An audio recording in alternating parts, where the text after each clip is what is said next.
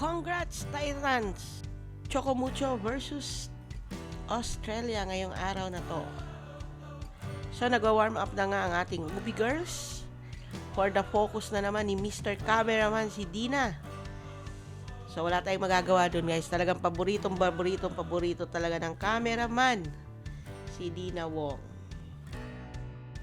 At syempre, paborito rin niya syempre ang ating mga Ubi Girls.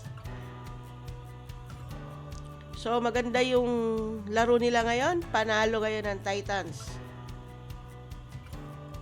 versus Australia. Walang kahirap-hirap, guys. Talagang tinalo nila ito in 3 sets.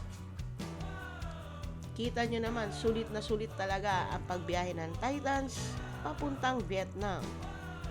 Thank you for watching. Don't forget to like, subscribe, comment, and share to my YouTube channel.